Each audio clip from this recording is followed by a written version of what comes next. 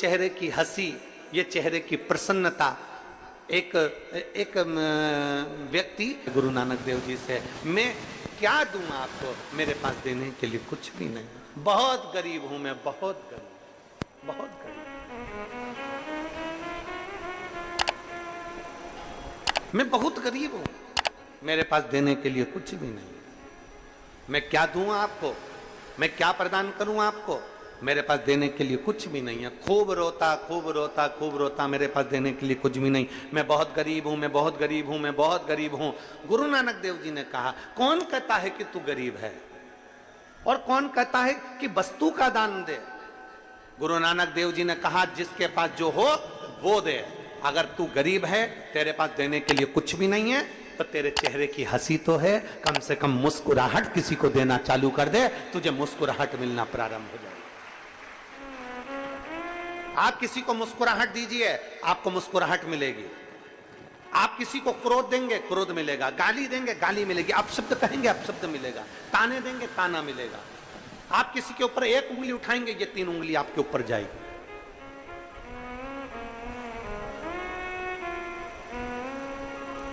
कई घर की माताएं ऐसी होती हैं जिनके चेहरे पर बिल्कुल हंसी नहीं होती है, कई पुरुष ऐसे होते हैं, कई जीजी ऐसी होती हैं, कई जीजा ऐसे होते हैं जिनके चेहरे पर स्माइल नहीं होती। जब भी वो रहेगी तो इतने गुस्से में रहेगी, उसके चेहरे पर मुस्कुराहट आती नहीं, उसके चेहरे पर प्रसन्नता आती नहीं।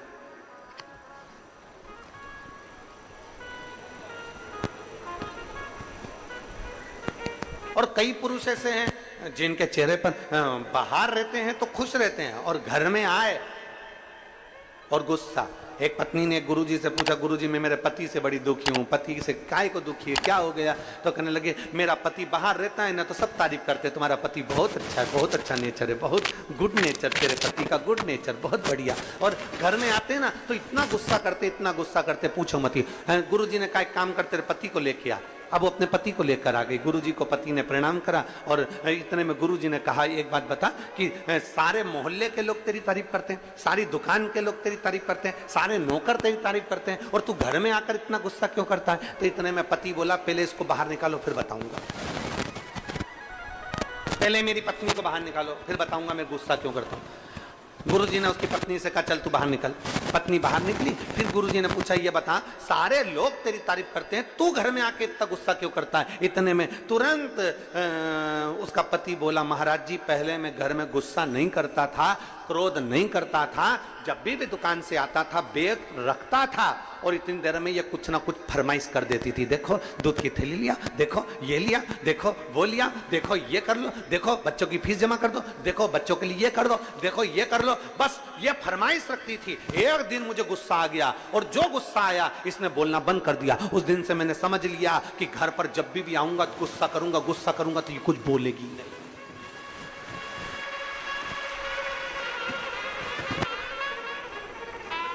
अब उसने कहा, महाराज तुम बताओ कि क्रोध करूं कि नहीं करूं? महाराज खुद चक्कर में पड़ गए। महाराज जी ने कहा, अच्छा हुआ तूने मुझे ज्ञान दे दिया, मैं भी ऐसे ही करूंगा। पर यह श्रेष्ठता नहीं है,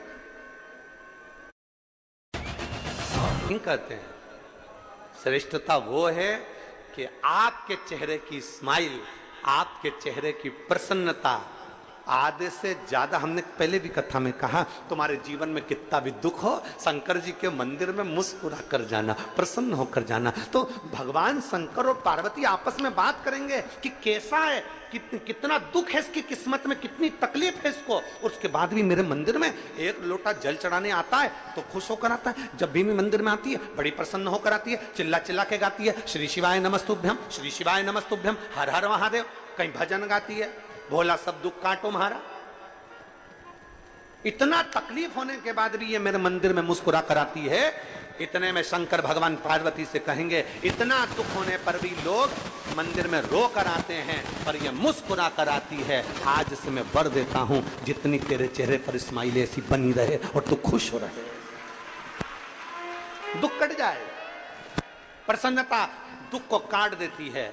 प्रसन्नता दुख को समाप्त कर देती है। पर हमारी आदत है, हम जब भी भजन में, कीर्तन में, मंत्र में, सुंदरकांड में, रामायण में, गीता में, हम कोई सत्यनारायण जी की कथा में, हम भगवान की कथा में जब भी जाते हैं तो ऐसे जाते हैं जैसे गुमशुदा तलाश केंद्र,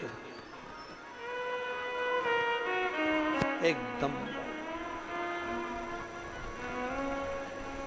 बोलते प्रसन्नता रहती। तुम बड़ा बड़ा आयोजन, कभी बड़े बड़े आयोजन में गए हो आप लोग? अरे बोलो तो समझे, गए हो बड़े आयोजन में? सारे राजनेता सोफा लगा लगा के बैठ जाए ऐसे ऊपर मंच के ऊपर, बहुत बड़े बड़े लोग बैठ जाएं, बड़े बड़े मंत्री संतरी कलंतरी मिनिस्टर आदि बहुत और बहुत अधिकारी लोग सब सोफे पे बाहर स्टेज के ऊपर बैठ जाएं। अब तुम देखना कोई भी बात होगी ना, एक भी उस सोफे पे तुम्हें मुस्कुराता नहीं दिखेगा, सब ऐसे दिखेंगे जैसे मुसद्दी लाल, सब चुप मौन। आयोजन में आए हो, इतनी पब्लिक के सम्मुख में पहुंचे हो, तुम किसी भी पद पर हो, कुछ नहीं दे सकते, अपने चेहरे की स्माइल दीजिए। लोगों को अगर स्माइल भी दे दी तो वो प्रसन्नता तुम्हें मिलती है, वो प्रसन्नता दीजिए, वो चेहरे की खुशी दीजिए। मैं छत्तीसगढ़ शासन के माननीय मुख्यमंत्री श्री विष्णुदेव साय जी को मैं धन्यवाद दूंगा।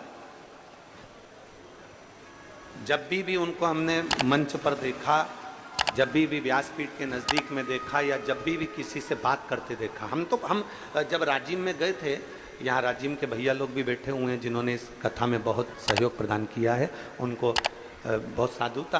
तो हम जब राजिम में गए थे कुंभ के मेले में, राजिम कुंभ में, तब हमने देखा था, हम तो पीछे रह गए थे, वो आगे आगे चल रहे थे, पर जितनों से भी मिल रहे थे उनकी प्रसन्नता उनके चेहरे पर थी। इतनी स्माइल होना चाहिए आपके चेहरे पर।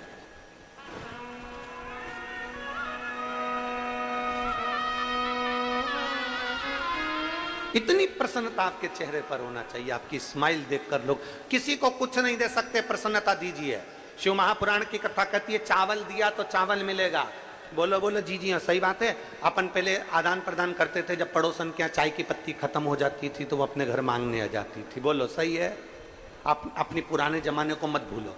चाय की पत्ती खत्म हो गई, जा बगल वाली इसलिए वहां जाके लिया। अब उसको जरूरत पड़ी तो वो अपने आ गई। चाय की पत्ती दी तो चाय की पत्ती मिली, शक्कर दी तो शक्कर मिली, चावल दिया तो चावल मिला, कपड़ा दिया तो कपड़ा मिला। कभी कभी अपनों को कहीं जाना होता था तो उसके अपन साड़ी भी मंगलाते थे, जरा पीली वाली साड़ी दे दे, मेरे को कथा में जाना है, आज नंदोत्सव होगा तो मैं पहनूंगी उसकी पीली साड़ी। अब तुम्हें जरूरत पड़ी तो उसने पीली साड़ी दे दी, तुमने जो दिया उसने तुमको दिया। उसी तरह शिवपुराण कहती है तुम कितने भी गरीब हो, तुम्हारे पास में कुछ भी नहीं है, तुम्हारे पास देने के लिए एक अन्न का दाना भी नहीं है, तो चेहरे की प्रसन्नता देना। प्रसन्नता दोगे तो तुम्हें भी एक दिन प्रसन्नता मिल जाएगी। तुम कितने भी गरीब हो, कितने भी दुखी हो, कितने भी तकलीफ में हो, अगर किसी को स्माइल दे रहे हो, किसी को प्रसन्नता दे रहे हो, तो वो तुम्हें प्रसन्नता देगा। किसी के दुख में तुम खड़े हो तो तुम्हारे दुख में कोई खड़ा होगा। किसी की तकलीफ में तुम खड़े हो तो वो तुम्हारी तकलीफ में खड़ा होगा। तुम बन सके तो किसी के लिए अच्छा करने का प्रयास करो। जब तुम अच्छा दोगे, अच्छा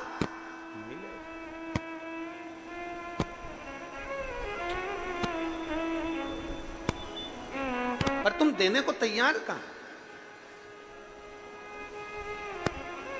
मेरा खुद तो बिछोना धरती तेरी सेज सजाऊं। मेरे भोले बाबा, मैं खुद जमीन पर बैठती हूँ, मैं जमीन पर रहती हूँ और जमीन पर बैठकर मैं कथा का रसपान करती हूँ। मेरे पास कुछ भी नहीं, मेरा खुद तो बिछोना तेरी सेज सजाऊं। कभी फुर्सत हो तो डमरू निर्धन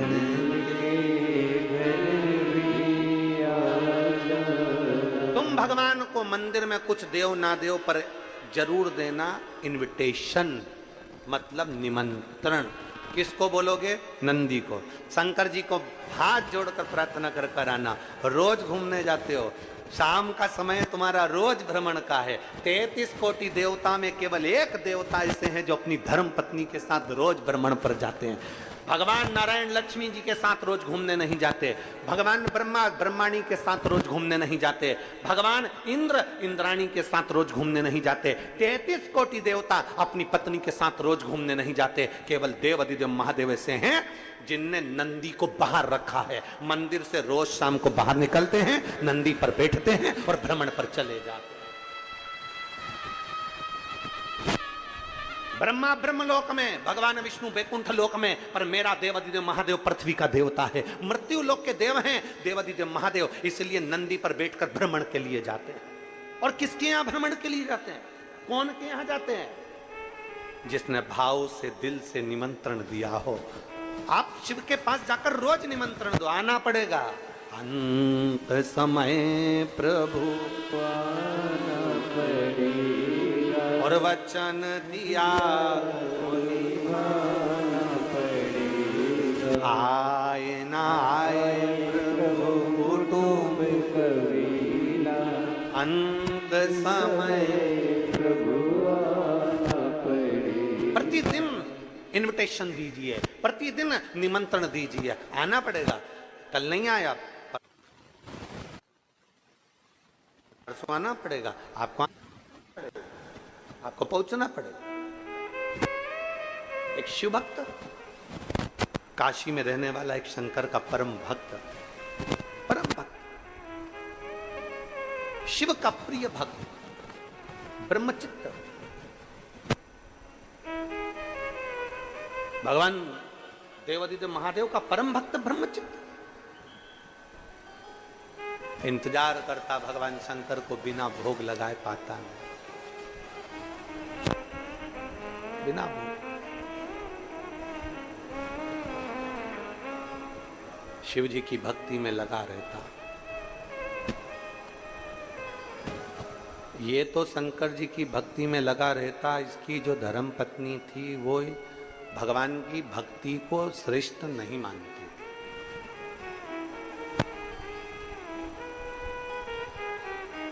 ऐसा समय आया, ब्रह्मचित्त भगवान शंकर की भक्ति में लगा, शिव जी की आराधना करता, शंकर का गुणगान करता, शिव को बेलपत्र दुर्वा सब समर्पित करता, श्रृंगार करता।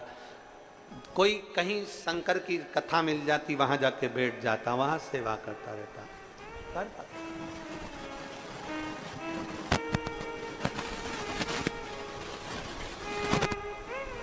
अब ब्रह्मचित्त सेवा में लीन रहता तो ध्यान नहीं दे पाता अपनी पत्नी पर, अपनी बच्ची। और होता है, शिव महापुराण की कथा कहती है, जो भगवान शंकर की शिव महापुराण को संभालता है,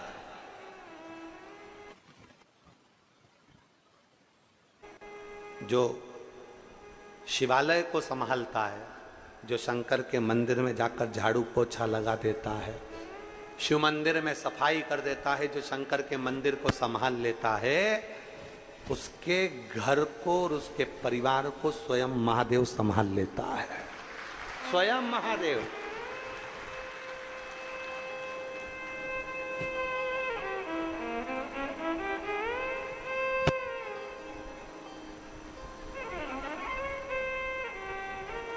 आप शंकर को संभालो, आप शंकर का मंदिर संभालो, आप शिव महापुराण की कथा संभालो, आप भगवान की भक्ति संभालो, महादेव तुम्हें संभाले, तुम संभालो उसको।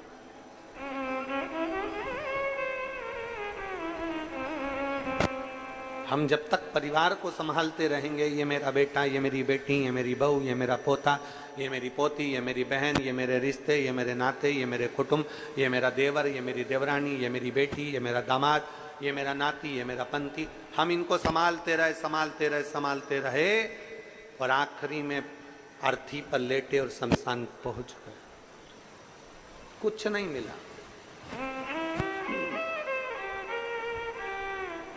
जो शिव को संभाल, एक ब्रह्मचित्त नाम का एक शिव भक्त भगवान शंकर को संभालता, भगवान शिव की भक्ति करता।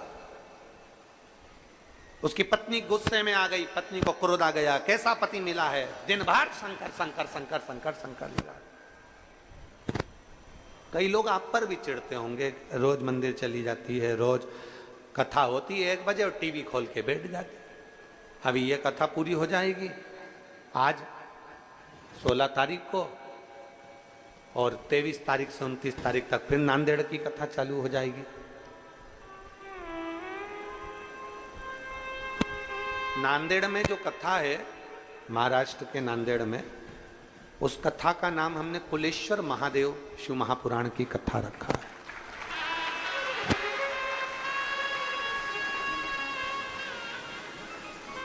उस कथा का नाम कुलेश्वर महादेव रखा।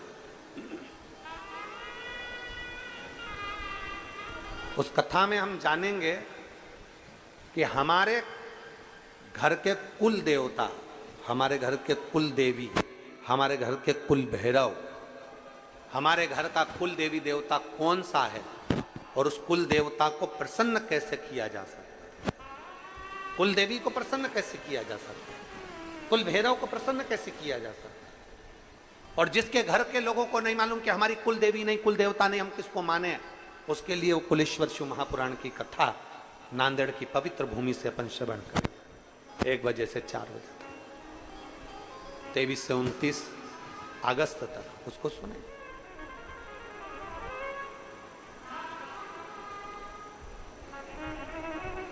और एक जो कथा है वहां गुड़गांव में,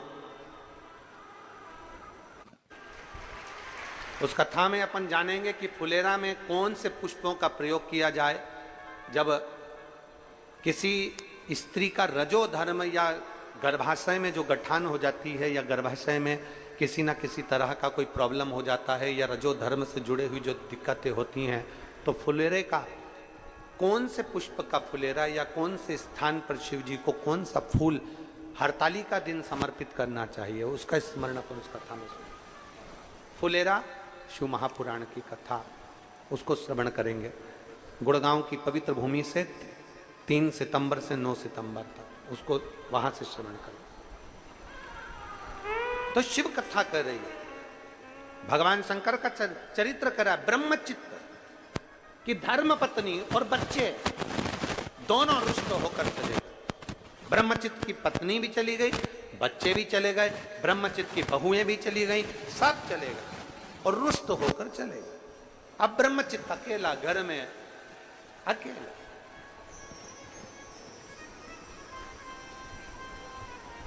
क्या दे वो भगवान शंकर को? रोज मंदिर चले जाए, सेवा करे, अर्चना करे, पूजन करे, पाठ करे, और घर में आए भोजन बनाए, भगवान को भूख लगे। एक दिन सेवा करते करते करते करते ब्रह्मचित्त जब लगे हुए थे, तब उसकी पत्नी, उसके बच्चे और उसकी बहू बीच मार्ग में शिव मंदिर जाते समय ब्रह्मचित्त को मिल गए, और ब्रह्मचित्त को इतना अपशब्द कहा, इतनी गालियां दी, इतना आड़ा टेढ़ा बोला कि ब्रह्मचित्त की आंखों में जल भर गया। ब्रह्मचित्त रोने लगा, नेत्रों में जल भर गया। पहले भी कथा में कहा, आज फिर कहते हैं, सबको ताना दो चल जाएगा, सबको अपशब्द कह लो चल जाएगा, पर किसी शिव भक्त को कभी ताना मत दो, कभी अपशब्द मत कहो, क्योंकि उसके दिल में शिव बसा होता है, उसके हृदय में शंकर बसा होता है, उसके दिल में शंकर बसा होता है, शिव बसा होता है। जब आप ताना देते हो, गाली देते हो, आड़ा टेढ़ा कहते हो, जो भीतर शंकर है, गाली उसको नहीं पड़ती, उसके भीतर विराजमान उस शिव को। मीराबाई के लिए जहर का प्याला भेजा गया था, अमृत किसने बनाया? बोलो, जम के बोलो जरा। गिरधर भगवान कृष्ण ने। मीराबाई के लिए जहर का प्याला भेजा गया, अमृत भगवान कृष्ण ने बनाया। क्यों? मीराबाई के लिए जहर का प्याला भेजा गया वो मीरा के लिए भेजा गया था, पर मीरा के दिल में तो गिरधर गोपाल बसे हुए थे, कृष्ण बसे हुए थे। भगवान को लगा यहाँ मीरा के लिए जहर नहीं, यहाँ मेरे लिए भेजा गया है, क्योंकि मीरा तो भोग लगा कर खाती है।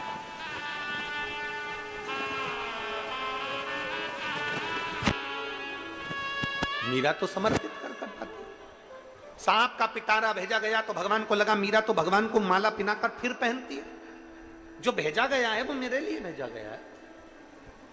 इसलिए भगवान ने अमृत बना दिया, सांप के पिटारे को फूल की माला बना दी। ये सब कुछ भगवान करते रहे। तो यहाँ शास्त्र कह रहा है, अगर कोई शिव भक्त को गाली देता है, शिव भक्त पर अपशब्द कहता है, शिव भक्त पर उंगली उठाता है, तो भगवान शंकर उसके दिल में बैठे होते हैं, उनकी भी आंखों में जल भर आता है, और उसका जवाब शिव भक्त नहीं देता, उसका जवाब तो एक दिन मेरा ओ घरदानी मेरा शंकर दे ही देता है, आता है।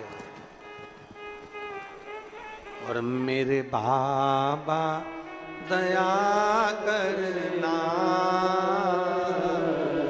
मैं तेरे भरोसे हूँ, मेरे बाबा दया कर, सब बोलिए,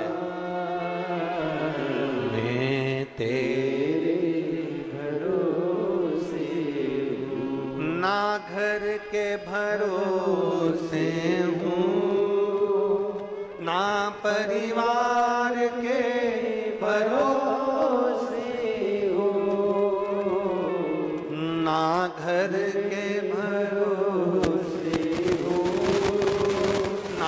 परिवार के भरोसे हो, मेरे बाबा दया करना,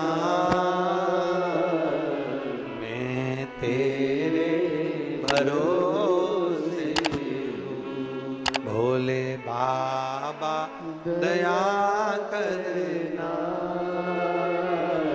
मैं तेरे। आप विश्वास करो, परमात्मा की उस भक्ति पर एक पत्र है,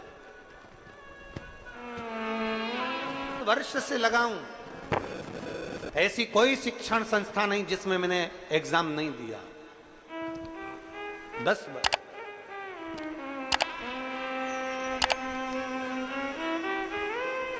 मेहनत, जितने भी शिव भक्त कथा को सुन रहे हैं, जितने बेटा बेटी कथा को सुन रहे हैं, हमारे सीहोर शहर के भी आसपास के जितने बेरागढ़, भोपाल, अमलाय, कोठरी, आष्टा, देवास, भैरुंदा, काला पीपल, सुजालपुर, शाजापुर, जितने आसपास के क्षेत्र के भी सुन रहे हैं, उनसे भी कहूँगा 17 तारीख, मतलब आज 16 है, कल 17। भीड़ में आप लोग पहुँचे हो, शिव भक्ति में कीचड़ है, पानी है, अपना बिछाया, अपना साथ में भोजन बाधक सब लेकर आए हो, बैठे हो, कथा सुन रहे हो, तो आप ये मान कर चलना, मेरा शंभू तुम्हारी झोली खाली नहीं रखेगा। 3 महीने में मेरा बाबा तुम्हें भी कुछ न कुछ जरूर भंडार भरे।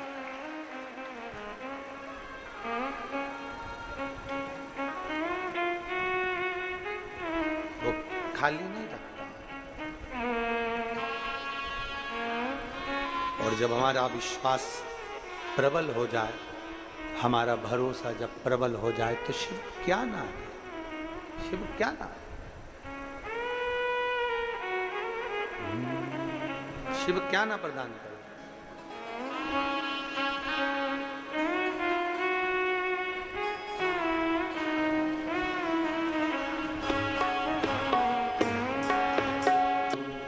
श्री शिवाय नमस्तुभ्यं, श्री शिवाय नमस्तुभ्यं,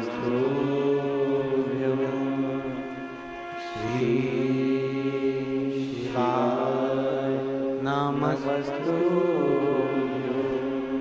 भोला